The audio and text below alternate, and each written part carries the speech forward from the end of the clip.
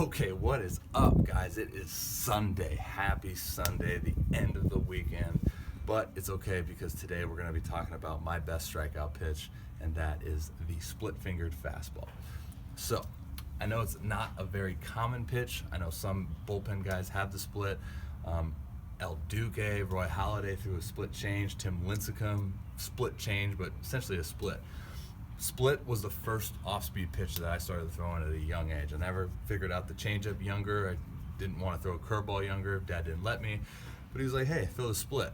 So I know that there's science behind it with arm injuries and throwing it maybe later, the stress that you put on your ligaments with the fingers spread apart. Look, I've been throwing it for a long time, and I feel pretty good. So for me, this is a two-strike pitch only.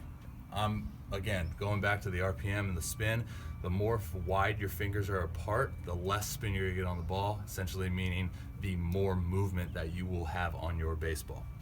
So for me, I'm really wide. I got really big fingers, big long fingers. I'm really wide. I'm essentially fork balling this pitch.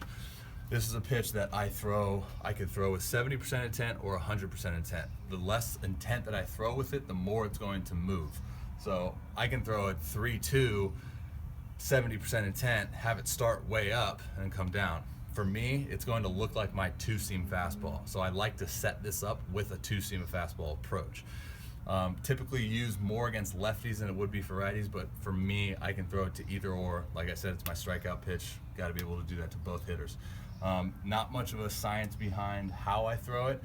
All I think about is getting it out early, giving my arm enough time to come through, and then at the very end, like that fastball again, it's a wrist, flicking that wrist towards the dish.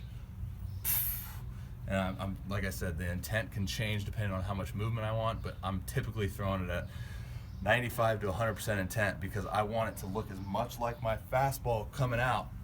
Arm speed, sell it with my body. Arm speed out, 100%. Going like a fastball into the last second, just dives down.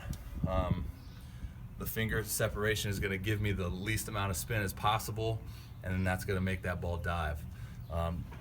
What can possibly go wrong is you're not on time with it. Say your arm is a little late, you have some mechanical things you want to fix, but your arm's a little late coming through, and then it's gonna come off wrong. It's not gonna feel like you're splitting it. Okay, it's gonna have more energy percentage on one finger or another, and you don't want that. You want to, or for me, I want to completely split the ball. I want to split it, and then my fingers are under the baseball. I know there's the splange or the split change. A lot of people are putting those fingers on the side of the ball, and then the thumb's kind of there, maybe circle grip.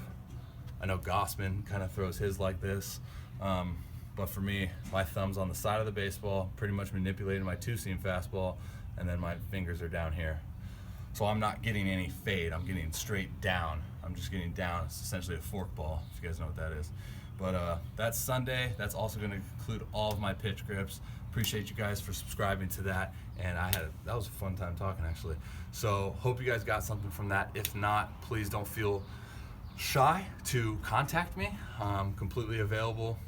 Just go ahead and send me an email or a message on one of my social accounts. But that was a good time. Appreciate you guys for putting in your email and getting this free video content. Appreciate you guys. Enjoy.